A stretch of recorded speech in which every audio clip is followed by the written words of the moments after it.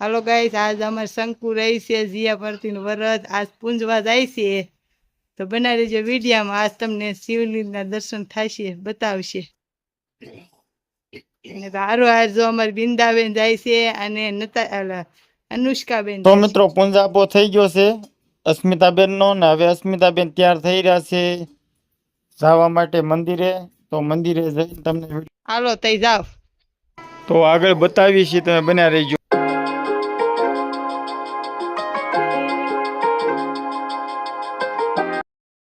હાલો મિત્રો, જો અમારે શંકર ભગવાનનું મંદિર આની પાછળ જ છે, અમારા મઠની પાછળ જ, આગળ છે નહીં જવાનું.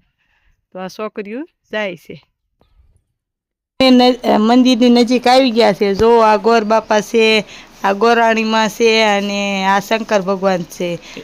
હાલો મિત્રો, જોઈ શકો છો કે જો અમારી છોકરીઓ કેટલી બધી અમારા ગામમાં રહે છે વરત, અને 10-15 છે ને 500 બાયું છે ને 10-15 દીકરીઓ છે.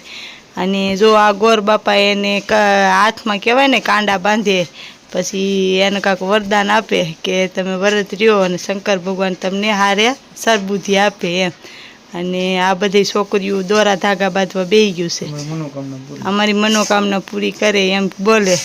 તો બહેનો માટે ખાસ વિનંતી છે કે આપણે ચેનલ જોતા હોય ને નવા હોય તો તમે સબસ્ક્રાઈબ કરી નાખજો અને લાઇક કરી નાખજો, કેમ કે જયા પાર્વતીના વ્રત છે ને તમારી માટેના જ છે અને તમારે હાટું આ વિડીયો બનાવેલો છે મિત્રો.